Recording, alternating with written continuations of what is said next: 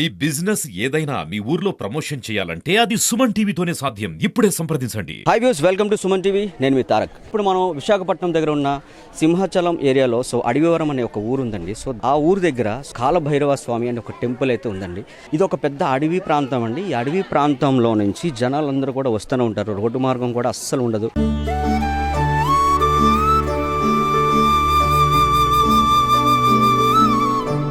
ఈ గుడి ప్రత్యేకత ఏంటంటే కాలభైరవ స్వామిని మనం ఏదైతే కోరిక నెరవేర్చుకోవాలని ఈయన దగ్గరికి మనం వస్తామో ఖచ్చితంగా 100% నెరవేరుతుందండి. ప్రత్యేకత ఏంటంటే అమావాస్య రోజు జనాలు దగ్గర అంటే ఏపీ తెలంగాణ నుంచే కాకుండా యూపీ నుంచి కూడా చాలామంది జనాలు వస్తూనే ఉంటారు. ఇటు వరుస నుంచి కూడా వస్తూనే ఉంటారు. చాలా నమ్ముతారండి ఈ దేవుడిని. చాలా మహిమగల దేవుడు. ఈ గుడి ప్రత్యేకత ఏంటంటే మార్నింగ్ నుంచి సాయంత్రం వరకే ఉంటుందండి. సాయంత్రం ఎట్టి పరిస్థితుల్లో కూడా ఎవరిని కూడా ప్రవేశపెట్టరు. ఎందుకంటే కాలభైరవ స్వామి ఈ చుట్టుపక్కల ఏరియాలో సంచరిస్తూ ఉంటారని చెప్పేసి ఇక్కడ ఉన్న ప్రజలందరూ కూడా నమ్ముతూ ఉంటారండి. ఇప్పుడైతే మనం ఆల్రెడీ గుడి దగ్గరకు వచ్చేసాం. ఒక్కసారి అక్కడ ఉన్న పూజారి గారితో ఒకసారి మాట్లాడదాం. అసలు ఈ గుడి ప్రత్యేకత ఏంటి, ఎప్పటి నుంచి ఉంది, ఆయన మాటల ద్వారా ఒకసారి మనం తెలుసుకుందాం. నాతో పాటు మీరు కూడా వచ్చేసండి.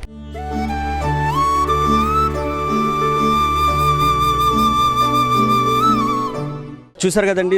దర్శనం నాకైతే చాలా బాగా జరిగింది. నాకైతే ఒళ్ళు జలజరించిందండి స్వామివారి పాదాలు ముట్టుకున్న వెంటనే. ఇదైతే నిజం చెప్తున్నాను నేను. నేను కూడా ఒక కోరుకున్నాను, ఒక 3 monthsలో నాకు ఒకటి జరగాలని, మంచిగా జరగాలని చెప్పేసి. ఖచ్చితంగా నేనైతే వస్తాను. ఇక్కడైతే మన పూజారి గారు ఉన్నారు, స్వామివారు ఉన్నారు.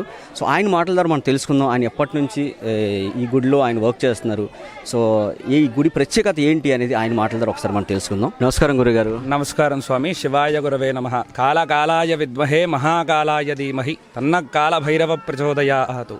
కాళికాయై చ విద్మహే మహాశ్మశానవాసిన్యై చ ధీమహి తన్నో కాళీ ప్రచోదయాతు. కాళీ సమేత కాలభైరవ స్వామి పరిపూర్ణ కృపాకటాక్ష సిద్ధిరస్తు, సకల శ్రేయోభివృద్ధిరస్తు, మనోవాంఛితాబల సిద్ధిరస్తు, సకల శ్రేయోభివృద్ధిరస్తు. నమస్కారం గురుగారు. నమస్కారం. అహం కశ్యప శర్మ. నేను ఈ కాళీ కాలభైరవ స్వామి వారి ఆలయంలో గత 8 సంవత్సరాలుగా అర్చకత్వం చేస్తూ ఉన్నాము.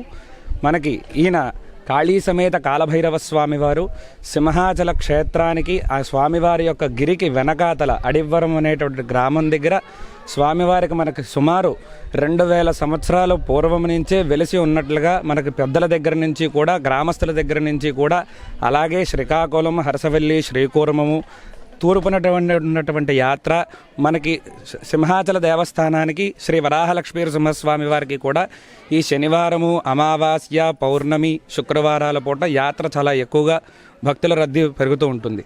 అయితే ఈ ఇటుపక్క తూర్పుపక్క నుంచి వచ్చేటటువంటి భక్తులందరూ కూడా వరాహలక్ష్మీ సింహస్వామి వారు దర్శించుకునేటప్పుడు ముందరగా శ్రీ కాలభైరవ స్వామి వారి దగ్గరికి వచ్చి తాము వాళ్ళ యొక్క ఆచారము పద్ధతిలోని అమృత కలశలు, అలాగే బంగారము, వెండి స్వామివారికి సమర్పించుకొని తర్వాత కోనేరులో శ్రీ స్వామివారి కోనేరులో స్నానమాచరించి తర్వాత దర్శనానికి వెళ్ళడం జరుగుతుంది. ఇది సుమారు మనకి 2800 సంవత్సరాల పూర్వం నుంచి రాజుల పరిపాలన దగ్గర నుంచి కూడా వస్తున్నటువంటి ఆచారం. అయితే మధ్యలో ఈ దేవాలయాన్ని ఎవరూ పట్టించుకోకపోవడం వలన కొంతమంది బయట దేశాల నుంచి వచ్చి అఘోరాలు, చాలామంది తాంత్రవేత్తలు గత కొంతకాలంగా తంత్రశాస్త్ర రీత్యా పూజలు జరిగేవి రాత్రిపూట. కానీ గత 8-10 సంవత్సరాలుగా మన సింహాచల దేవస్థానం వారు జాగ్రత్త తీసుకొని దేవాలయాన్ని వాళ్ళ పరిధిలోకి తీసుకొని ఎంతో చక్కగా శాస్త్రనీయ పద్ధతి ప్రకారంగా అమావాస్య నాడు, అలాగే పౌర్ణమి నాడు ప్రతిరోజు కూడా స్వామివారికి జరగాల్సినటువంటి ప్రతి కార్యక్రమము, నిత్య అగ్నిహోత్రము కూడా జరిపించసాగుతూ వచ్చారు. అయితే స్వామివారి ప్రత్యేకత ఏంటయ్యా అంటే కాలభైరవ స్వామివారు భూతప్రేత పిశాచాలకు, నవగ్రహాలకు అధిపతి. ఆయన్ని అమావాస్య, పౌర్ణమి, అలాగే శనివారం పూట, మంగళవారం పూట ఆరాధించడం ద్వారా భక్తులకు ఉండేటటువంటి సమస్త కోరికలు తీరి వారికి ఉండేటువంటి నరదృష్టి, అలాగే భూతప్రేత పిశాచాలన్నటువంటి భయము తొలగడతారని స్వామివారి మీద పూర్తి నమ్మకము. అలాగే మన సింహాచలంలో 5 గ్రామాలు ఉన్నాయండి. ఆ 5 గ్రామాల ప్రజలందరూ కూడా ప్రతి అమావాస్యకి ఇక్కడ కాళీ కాలభైరవ స్వామివారి దేవాలయానికి వచ్చి స్వామివారి దగ్గర కూష్మాండ దీపం వెలిగించుకొని తమ యొక్క కోరికల్ని, వాంఛల్ని స్వామివారితో చెప్పి నమస్కరించుకొని పూజాది కార్యక్రమాలు జరుగుకోవడం ఆనవాయితీగా వస్తుంది. మంగళం మహత్తు. గురుగారు, స్వామివారిని దర్శించుకుంటే చాలామంది మా కష్టాలు తీరుతున్నాయండి. సో మా బాధలు తీరుతున్నాయి, సో హెల్త్ ప్రాబ్లమ్స్ వచ్చిన వాళ్ళకి సో హెల్త్ కూడా క్లియర్ అవుతుంది. సో ఇవన్నీ చెప్తున్నారండి. ఇది ఎంతవరకు నిజం, స్వామివారి ప్రత్యేకత ఇంకొకసారి మీ మాటల ద్వారా తెలుసుకుందాం. ఇది కలియుగము, అంటే కలికాలము. కలిడు అని కలిపురుషుడు అనేటటువంటి బ్రహ్మరాక్షసుడు భక్తుల్ని బాధించేటటువంటి కలియుగం. కలియుగ దైవం ఎవరయ్యా అంటే సమయాన్ని నడిపించేది కాళీ. అలాగే ప్రొటెక్షన్ మనకి ఎల్లవేళలా కవచంలా ప్రొటెక్షన్ ఇచ్చేది కాలభైరవుడు. అలాగే కలియుగంలోని వైష్ణవారాధనం కుర్యంతు ప్రథమ స్థానం వైష్ణవారాధనం అన్నారు.